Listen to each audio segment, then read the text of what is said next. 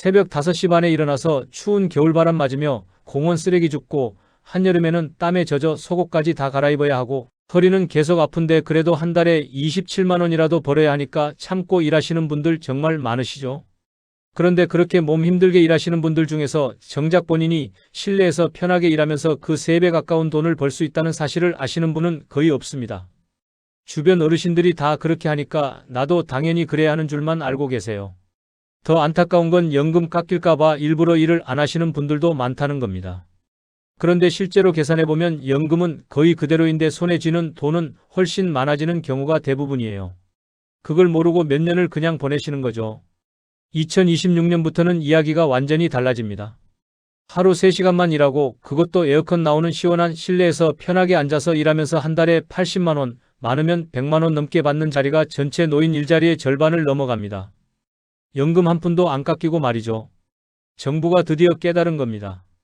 이제 노인 인구가 1,000만 명 시대로 들어가는데 예전처럼 야외에서 몸으로만 버티는 일자리만 제공해서는 안 된다는 걸요. 실제로 노인 일자리 참여 중 안전사고의 70% 이상이 야외에서 일하다 발생했다는 통계가 나오면서 제도 자체를 완전히 바꾸기로 한 겁니다. 문제는 이 좋은 자리가 정보를 먼저 챙긴 분들에게만 돌아간다는 겁니다. 같은 나이, 비슷한 경력인데도 언제 어떻게 신청하느냐에 따라 한 분은 한 달에 27만 원 받으면서 추운 바깥에서 일하고 다른 분은 80만 원 넘게 받으면서 따뜻한 실내에서 일하는 일이 실제로 벌어지고 있습니다. 제가 현장에서 직접 본 경우만 해도 수십 건이 넘습니다. 신청 시기를 딱 2주 놓쳤을 뿐인데 좋은 자리는 이미 다 배정이 끝나서 남은 힘든 자리만 받게 되신 분들, 신청서에 사회서비스형이라는 칸이 있는 줄도 모르고 그냥 공익형만 적어내신 분들, 전화로 미리 상담만 했어도 예비 명단에 올라갈 수 있었는데 그 방법을 몰라서 놓치신 분들이 정말 많습니다. 저는 18년 동안 시니어 일자리와 연금 제도를 연구해 온 박사 장민호입니다. 정부 제도 안쪽 자료를 계속 들여다보고 실제 현장에서 어르신들을 직접 만나면서 이 변화가 얼마나 큰 기회인지 똑똑히 봤습니다. 동시에 이 좋은 기회를 정보 부족 때문에 놓치시는 분들을 너무 많이 봤고 그래서 이렇게 영상으로 정확한 방법을 알려드리고 있습니다. 오늘 영상에서는 왜 2026년 이후 노인 일자리가 완전히 달라지는지, 공익형과 사회서비스형이 뭐가 어떻게 다른지, 어떤 자리가 월급과 근무 환경이 가장 좋은지, 그리고 합격률을 2~3배 이상 끌어올리는 구체적인 신청 요령까지 하나도 빠짐없이 차근차근 풀어드리겠습니다. 지금 바깥에서 몸 힘들게 일하고 계신 분, 연금만으로 생활이 빠듯해서 일을 찾고 계신 분, 연금 깎일까봐 일을 아예 안 하고 계신 분, 이제는 방법을 바꿔야 할 때입니다. 이 내용 처음 들으시는 분들, 지금 마음속에 떠오르는 궁금한 점이 있다면 어떤 부분이 가장 알고 싶으신지 댓글로 남겨주시겠어요? 제가 상담했던 분 중에 74세 이정자님이 계십니다. 정자 어르신은 5년 동안 동네 공원 청소 일을 하시면서 한 달에 27만 원을 받으셨어요. 새벽 6시에 일어나서 무릎 아픈 걸 참으면서 쓰레기를 줍고 낙엽을 쓸고 겨울에는 추워서 손이 꽁꽁 얼고 여름에는 땀이 비 오듯 쏟아지는데도 그만둘 수가 없었습니다. 기초연금이랑 합쳐도 한 달에 60만 원 남짓이니까 생활이 빠듯했거든요. 전기세, 가스비, 통신비 내고 나면 식비로 쓸 돈도 빠듯하고 병원 가려면 또 돈이 드니까 아파도 참고 지내는 날이 많았어요. 그렇다고 자식들한테 손 벌릴 수도 없었습니다. 애들도 애들 살기 바쁜데 늙은 엄마가 돈 달라고 하면 얼마나 미안하겠어요. 정자 어르신 말씀이 밤에 잠자리에 누우면 온몸이 쑤시고 아픈데 그래도 내일 또 나가야 하니까 눈물이 나더래요. 이게 70 넘어서 할 일인가 싶고 그런데 또 이거라도 안 하면 어떻게 사나 싶고 그렇게 속으로만 끙끙 앓고 계셨던 겁니다. 게다가 주변 어르신들한테 물어보면 다들 일하면 연금 깎인다고 하니까 더 많이 벌 생각도 못하고 계셨어요. 27만 원이라도 받으면서 연금은 그대로 받는 게 낫다고 생각하셨던 거죠. 정말 안타까운 건 이분이 실내에서 편하게 일하면서 80만 원 넘게 벌 수 있는 자리가 있다는 사실 자체를 몰랐다는 겁니다. 그러다 어느 날 주민센터에서 우연히 제 강의를 들으셨습니다. 그날 제가 2026년부터는 실내 사회서비스형 일자리가 대폭 늘어나고 근무 시간은 하루 3시간으로 줄어들고 월급은 70만 원에서 100만 원까지 올라간다는 이야기를 드렸어요. 그것도 연금 거의 안 깎이고 말이죠. 정자 어르신이 강의 끝나고 조용히 오셔서 떨리는 목소리로 물으시더군요. 선생님, 그럼 나는 뭘 어떻게 해야 하느냐고, 나도 그런 자리에 들어갈 수 있느냐고, 나이가 너무 많은 건 아니냐고 여쭤보셨어요. 그래서 제가 천천히 설명해 드렸습니다. 신청 시기는 12월 중순부터 1월 초까지인데 그 전에 미리 전화로 상담을 받아야 한다는 것, 신청서에 사회 서비스형을 반드시 1순위로 적어야 한다는 것, 근무 가능 시간과 장소를 넓게 적을수록 합격률이 올라간다는 것, 건강 상태를 솔직하게 적어야 오히려 신뢰 자리를 배정받을 수 있다는 것까지 하나씩 메모해 가시면서 꼼꼼히 물어보셨습니다. 그리고 그해 12월 초에 정자 어르신이 직접 주민센터에 전화하셔서 상담을 받으셨고 12월 중순에 신청서를 제가 알려드린 대로 정확히 작성해서 제출하셨어요. 그 결과 정자 어르신은 올해부터 동사무소 민원실에서 어르신들 키오스크 사용 도와드리는 일을 하게 되셨습니다. 하루 3시간만 실내에서 편하게 앉아서 일하시면서 한 달에 82만 원을 받게 되신 겁니다. 전보다 거의 3배가 오른 거죠. 무엇보다 더 이상 새벽 추위에 떨지 않아도 되고 무릎 아프게 허리 숙이지 않아도 되고 사람들한테 친절하게 설명해 드리는 일이라 보람도 느끼신다고 하셨어요. 얼마 전에 정자 어르신이 저한테 전화하셔서 이제는 병원도 가고 싶을 때 가고 손주들한테 용돈도 줄 수 있고 무엇보다 자식들한테 손 안 벌려도 되니까 얼마나 마음이 편한지 모르겠다고 하시면서 우셨어요. 정보 하나, 신청 습관 하나 바꾸는 것만으로도 70대 어르신의 인생이 이렇게 완전히 달라질 수 있습니다. 오늘 이 영상에서 말씀드릴 내용은 여러분의 노후 생활을 완전히 바꿀 수 있는 중요한 지혜입니다. 이 이야기를 끝까지 듣고 실천하셔야만 진정한 변화를 경험할 수 있습니다. 끝까지 보지 않으시면 12월에 무엇을 어떻게 해야 하는지 가장 중요한 신청 요령을 놓치게 됩니다. 마지막에 나올 단 하나의 습관이 여러분의 1년 수입을 3배로 바꿀 수 있어요. 혹시 아직 구독과 좋아요를 누르지 않으셨다면 지금 바로 눌러주세요. 이 채널은 여러분의 건강한 노년을 응원합니다. 이런 중요한 정보를 더 많은 분들이 알 수 있도록 구독과 좋아요로 응원해 주시면 정말 큰 힘이 됩니다. 여러분의 작은 습관 변화만으로도 충분히 일어날 수 있는 일입니다. 그래서 이제는 2026년 노인 일자리 지도가 구체적으로 어떻게 바뀌는지, 어떤 자리가 월급과 체력을 모두 지킬 수 있는 자리인지 본격적으로 하나씩 짚어보겠습니다. 2026년이면 우리나라가 노인 인구 1000만 명 시대로 들어갑니다. 5사람 중 1명이 어르신이 되는 만큼 예전처럼 야외에서 몸으로 버티는 일만 제공해서는 더 이상 감당할 수 없는 구조가 된 거죠. 정부도 이제는 그걸 확실히 인정하고 제도를 완전히 바꾸기 시작했습니다. 관련 통계를 보면 노인 일자리 참여 중 안전사고의 약 73%가 야외에서 일하는 동안 발생했다고 나옵니다. 폭염에 쓰러지거나 한파에 넘어지거나 미끄러운 길바닥에서 추락하는 사고가 반복되면서 제도 설계 자체를 바꿔야 한다는 목소리가 정말 컸어요. 그래서 2026년부터는 실내 일자리 비중을 전체의 60% 이상으로 끌어올리겠다는 계획이 나온 겁니다. 72세 김영호님은 여름에 바깥에서 일하다 어지러움으로 쓰러진 뒤로 더는 야외 근무는 못하겠다고 저를 찾아오셨습니다. 그 사건 이후로 김영호님은 처음으로 실내 위주 일자리를 찾아보게 되셨고 그때부터 삶의 리듬이 완전히 달라졌다고 하셨어요. 이제는 더 이상 날씨 걱정을 안 하셔도 되고 몸도 훨씬 편하다고 합니다. 앞으로는 일자리 안내문을 보실 때 가장 먼저 근무 장소가 실내인지 야외인지 이동거리는 어느 정도인지부터 확인하셔야 합니다. 시간과 월급만 보지 마시고 환경을 먼저 체크하는 습관을 들이시는 게 좋습니다. 그런데 실내라고 해서 모두 편한 자리는 아닙니다. 계속 서 있어야 하는지, 사람을 많이 상대해야 하는지, 의자에 앉을 수 있는 자리인지까지 함께 확인해야 내 몸에 맞는 자리를 고를 수 있습니다. 여러분은 지금 일자리 선택할 때 월급과 시간만 보고 계신가요? 아니면 내 몸 상태와 안전까지 함께 따져보고 계신가요?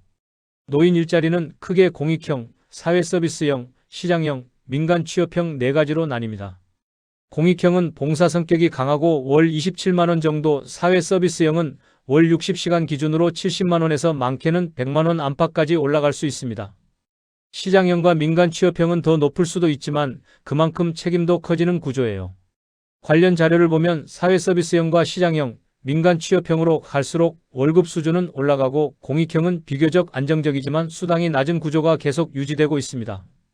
문제는 많은 분들이 여전히 공익형만 있는 줄 알고 그쪽으로만 몰린다는 점입니다. 그래서 좋은 자리는 정작 비어 있는데 힘든 자리는 경쟁률이 높은 이상한 상황이 벌어지는 거죠. 69세 박명수님은 몇 년 동안 공익형만 반복해서 신청하셨습니다. 그게 전부인 줄 알았으니까요.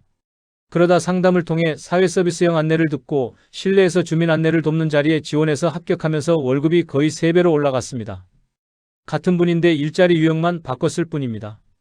박명수님이 저한테 하신 말씀이 왜 진작 이런 게 있다고 알려주지 않았냐고 몇 년을 손해본 것 같다고 하시더군요.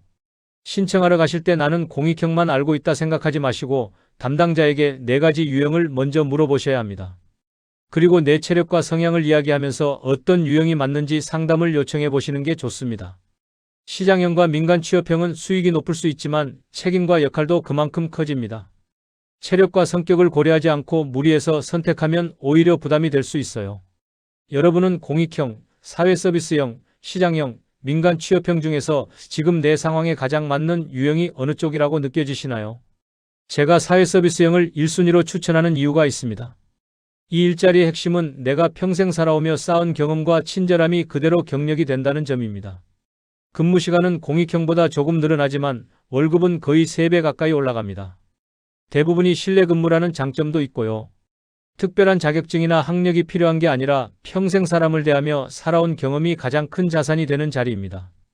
한국노인인력개발원 조사에 따르면 사회서비스형 참여 어르신들의 만족도가 다른 유형보다 확실히 높게 나옵니다. 단순 수당이 아니라 사람을 돕고 소통하는 보람 때문에 일의 의미를 더 크게 느낀다는 응답이 많았어요. 돈도 중요하지만 일을 하면서 느끼는 보람과 자존감이 훨씬 더 중요하다는 걸 어르신들이 더 잘 아시잖아요. 70세 윤말수님은 키오스크가 어려운 어르신들을 도와주는 일을 하고 계십니다. 평생 장사를 하며 사람을 상대해 온 경험 덕분에 설명도 잘하시고 웃으면서 응대하는 게 자연스럽습니다. 이 경험이 이제는 월급으로 인정받게 된 거죠. 윤말수님이 말씀하시길 젊었을 때는 장사하느라 허리 휘고 손 거칠어지면서 돈 벌었는데 이제는 사람들한테 친절하게 설명만 해드려도 돈을 준다고 하시면서 참 세상 좋아졌다고 하셨어요. 신청서에 1순위 자리를 적을 때 사회서비스형을 가장 먼저 써두는 것이 좋습니다. 그리고 어떤 사회서비스형이 있는지 담당자에게 종류를 자세히 물어보고 내 성향과 맞는 일을 함께 골라보시는 게 좋아요. 사람을 대하는 일을 매우 부담스러워하시는 분이라면 다른 유형과 함께 섞어서 신청하는 것도 방법입니다. 무조건 사회서비스형만 고집하기보다 나에게 맞는지 한번은 점검해 보셔야 합니다. 여러분이 그동안 쌓아온 친절함과 책임감, 소통 경험은 어떤 일을 할 때 가장 잘 쓰일 것 같으신가요? 많은 분들이 일을 하면 기초연금이 크게 줄어들 거라고 두려워하십니다. 그래서 아예 일을 안 하시는 분들도 계세요. 하지만 일자리로 월 80만 원이나 100만 원 정도를 벌더라도 근로소득 공제라는 장치 덕분에 실제로 깎이는 금액은 매우 적거나 거의 없는 경우가 많습니다. 이게 정말 중요한 부분인데 많은 분들이 모르고 계세요. 제도 내용을 보면 근로소득의 일정 부분을 계산해서 빼주도록 되어 있습니다.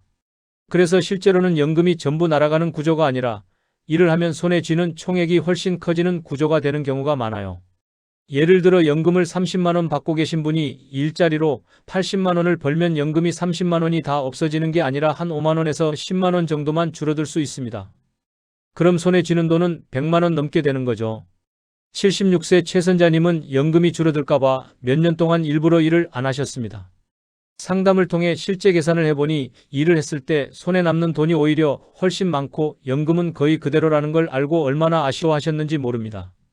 최선자님이 몇 년을 그냥 보낸 게 너무 억울하다고 그 돈이면 손주들 용돈도 주고 여행도 갈 수 있었을 텐데 하시면서 정말 후회하셨어요.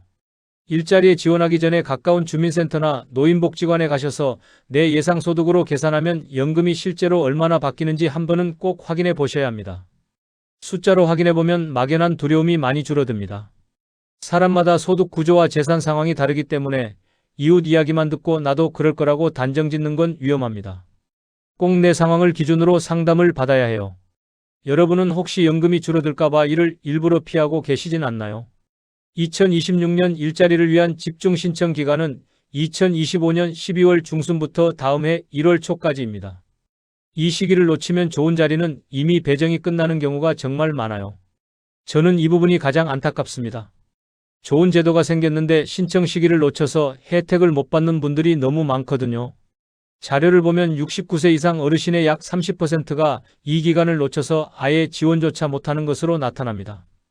특히 실내 사회서비스형 좋은 자리는 이 시기에 대부분 채워지는 경우가 많아요. 1월 중순이나 2월에 가면 남아있는 건 대부분 힘든 야외 공익형뿐이고 그러면 또 1년을 그렇게 보내야 하는 겁니다. 73세 박순태님은 늘 연초가 한참 지난 다음에야 생각나서 주민센터를 찾으셨습니다. 그럴 때마다 남아있는 자리는 힘든 야외 공익형뿐이라서 매번 실망을 반복하셨죠. 박순태님이 이제는 달력에 표시를 해놓고 미리미리 챙긴다고 하시는데 진작 그러셨으면 몇 년을 더 편하게 일하실 수 있었을 텐데 하는 아쉬움이 있습니다. 올해 달력을 펴서 12월 초와 12월 중순을 먼저 동그라미로 표시해 두시고 12월 초에는 전화 상담, 12월 중순 이후에는 직접 신청하기를 목표로 잡으셔야 합니다. 미리 전화로 우리 동네 실내 사회 서비스형이 어떤 게 있는지 확인해 두면 더 좋아요. 안내문이 오기만 기다리다가 시기를 놓치는 경우가 정말 많습니다. 안내를 기다리기보다 내가 먼저 날짜를 챙기는 쪽으로 습관을 바꾸는 게 중요해요. 여러분은 올해만큼은 신청 시기를 스스로 먼저 챙겨보겠다는 마음을 먹어보실 수 있을까요? 이렇게 2026년 노인 일자리의 큰 판을 보셨다면 이제는 구체적으로 합격률을 두세 배로 올리는 실전 신청 요령을 더 자세히 살펴보겠습니다. 많은 지역에서 담당자가 사전에 상담한 어르신들을 따로 기억해두고 실제 배정할 때 자연스럽게 먼저 떠올리곤 합니다. 어떤 곳은 예비 명단처럼 정리해두기도 해요. 이게 바로 전화 한 통의 힘입니다. 그냥 일자리 있나요? 이렇게만 묻고 전화를 끊으면 이름이 기억에 남기 어려워요. 나이와 건강 상태, 원하는 근무 형태를 간단히 말해주는 것이 정말 중요합니다. 12월 초가 되면 주민센터나 노인복지관, 시니어 관련 기관에 전화를 걸어 우리 동네에 있는 실내사회 서비스형 자리에는 어떤 종류가 있는지, 내 나이와 건강 상태로 할 수 있는 자리가 있는지 차분히 상담을 요청해 보셔야 합니다. 이때 통화 내용을 메모해 두시면 나중에 신청서 쓸 때 큰 도움이 됩니다. 여러분은 올해 12월 초에 한 번은 꼭 전화 상담을 해보겠다는 결심을 마음속에 적어 두실 수 있을까요? 복수 신청을 한 분들의 합격률이 한 가지만 신청한 분들보다 확실히 높습니다. 통계로 보면 여러 유형을 써놓은 경우 합격률이 크게 올라가는 경향이 있어요. 그런데 익숙하다는 이유로 공익형 하나만 적고 나오는 경우가 많습니다. 이렇게 하면 월급과 근무 환경이 이전과 크게 달라지기 어렵죠.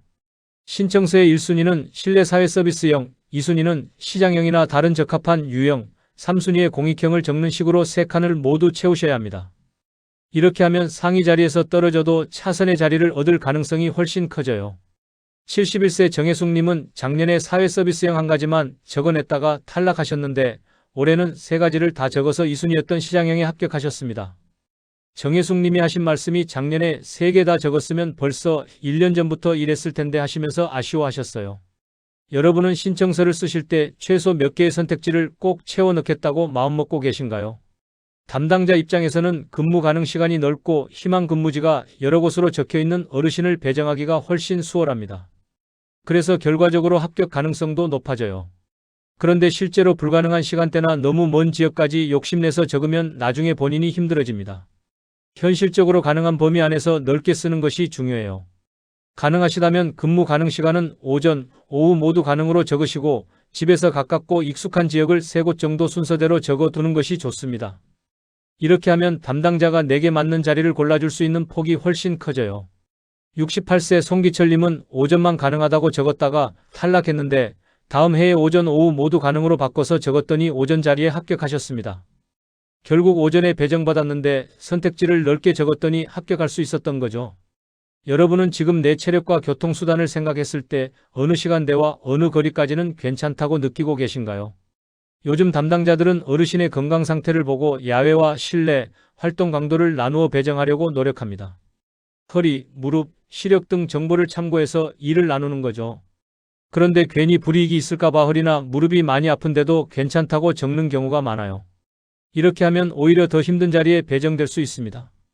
허리 통증, 무릎 상태, 오래 서 있기 어려운지 여부를 있는 그대로 적으시고 가능하다면 앉아서 할 수 있는 실내 업무를 희망한다는 내용을 부드럽게 덧붙이시는 게 좋습니다. 그러면 담당자가 체력 부담이 적은 자리부터 먼저 떠올리게 돼요. 75세 김옥부님은 무릎이 안 좋은데도 괜찮다고 적었다가 야외 자리에 배정받아서 한 달도 못 버티고 그만두셨습니다. 다음 해에는 무릎 상태를 솔직하게 적었더니 실내 앉아서 하는 자리를 받으셨고 지금까지 3년째 잘 다니고 계세요. 여러분은 이번에는 건강 상태를 조금 더 솔직하게 적어볼 마음이 있으신가요? 많은 지역에서 올해 공익형으로 성실하게 근무한 경력을 내년 사회 서비스형 지원 시 가산점처럼 인정해줍니다. 경력의 사다리를 만들어 놓은 셈이에요. 그런데 올해 공익형이 배정됐다고 해서 나는 실패했다 하고 그만두거나 실망만 하고 끝내면 이 사다리를 스스로 걷어차는 결과가 됩니다. 올해 공익형이 배정되더라도 1년 동안 성실히 참여하시고 담당자와 관계를 잘 쌓으면서 내년에는 사회 서비스형으로 옮기겠다는 목표를 분명히 세워 두셔야 합니다. 이렇게 하면 월급을 3배까지 끌어올릴 수 있는 기회가 생겨요. 70세 안명숙님은 공익형 2년 하시고 사회 서비스형으로 옮기셨는데 담당자가 안명숙 님이 2년 동안 한 번도 빠지지 않고 성실하게 일했다는 걸 기억하고 있어서 우선 배정해 주셨다고 합니다. 여러분은 지금 자리를 내년 더 좋은 자리를 위한 디딤돌로 활용해 보겠다는 생각이 드시나요? 신청 기간을 놓치는 가장 큰 이유 중 하나가 혼자서만 기억하려다가 달력을 넘기며 그냥 지나가 버리는 경우입니다. 옆에서 도와줄 사람이 있으면 실수가 줄어들어요. 자녀에게 말하면 부담 줄까봐 끝까지 혼자 고민만 하다가 결국 아무것도 못하고 지나가는 경우가 정말 많습니다. 달력에 신청 기간을 표시해두고 자녀나 가까운 가족에게 이날에 같이 주민센터 가야 하니 한 번만 도와달라고 미리 이야기해 두는 것이 좋습니다. 이렇게 하면 신청 시기를 놓칠 가능성이 훨씬 줄어들어. 77세 최동수님은 혼자 신청하려다 매년 시기를 놓치셨는데 작년에는 딸한테 미리 말씀드렸더니 딸이 달력에 알람까지 설정해줘서 제때 신청하셨습니다. 최동수님이 자식한테 부담 주기 싫어서 몇 년을 혼자 끙끙 앓았는데 막상 말하니까 딸이 오히려 왜 진작 말 안 했냐고 하더래요. 여러분은 이번에는 나 혼자가 아니라 가족과 함께 정보를 나누고 같이 움직여 볼 생각이 있으신가요? 이제 마지막으로 오늘 내용을 한 번에 정리해드리고 지금 당장 무엇부터 하면 좋을지 마무리 이야기로 넘어가겠습니다. 오늘 저는 옛날 방식의 노인 일자리와 2026년부터 열리는 새로운 일자리의 차이를 나누어 말씀드렸습니다. 잘못된 상식은 이랬습니다. 노인 일자리는 연금도 깎이고 무릎 아프게 야외에서 일하면서 한 달에 20몇만 원 받는 용돈벌이일 뿐이라는 생각이었죠. 그래서 많은 분들이 아예 일을 안 하거나 하더라도 어쩔 수 없이 힘든 자리만 선택하게 됐던 겁니다. 주변 어르신들도 다 그렇게 하니까 나도 당연히 그래야 하는 줄만 알았고 다른 선택지가 있다는 것 자체를 몰랐던 거예요. 하지만 제대로 이해하고 준비하면 하루 3시간 실내에서 일하면서 연금은 그대로 지키고 월급은 3배 가까이 올릴 수 있는 길이 우리 눈앞에 펼쳐지고 있습니다. 사회는 이제 여러분의 경험과 친절, 책임감을 꼭 필요한 능력으로 인정하고 그 가치를 돈으로 보상해 주기 시작했어요. 평생 사람을 대하며 살아온 그 경험이, 자식 키우고 가족 돌보며 쌓아온 그 책임감이 이제는 월급으로 돌아오는 시대가 온 겁니다. 정부도 깨달은 겁니다. 1000만 명의 어르신을 예전처럼 야외에서만 일하게 할 수 없다는 것, 실내에서 편하게 일하면서도 제대로 된 수입을 드려야 한다는 것을 말이죠. 그래서 2026년부터는 실내 일자리 비중을 60% 이상으로 확 끌어올리고 사회 서비스형 자리를 대폭 늘리는 겁니다. 이건 단순히 일자리 개수만 늘리는 게 아니라 어르신들의 삶의 질 자체를 바꾸겠다는 정부의 의지예요. 잘못 관리하면 어떻게 될까요? 신청 시기를 놓쳐서 힘든 자리만 반복하게 되고 몸은 점점 더 지치고 자신감도 떨어지고 결국엔 일 자체를 포기하게 될 수 있습니다. 그렇게 되면 생활은 더 빠듯해지고 병원 갈 돈도 아껴야 하고 자식들한테 손 벌려야 하는 상황이 올 수도 있어요. 무엇보다 내가 이제는 쓸모없는 사람이 됐다는 생각에 우울감까지 느끼실 수 있습니다. 실제로 제가 만난 분들 중에 몇 년 동안 야외 공익형만 하시다가 몸이 너무 힘들어서 그만두신 분들이 계세요. 그분들이 하시는 말씀이 이 나이에 뭐 할 수 있겠냐, 그냥 집에 있는 게 낫다 이렇게 말씀하시는데 그 말 속에 담긴 자괴감과 우울함이 정말 안타까웠습니다. 반대로 제대로 준비하면 어떻게 될까요? 내 체력에 맞는 실내 자리에서 사람들에게 도움을 주고 매달 안정적인 수입을 얻으면서 삶 전체의 리듬이 훨씬 밝아질 수 있습니다.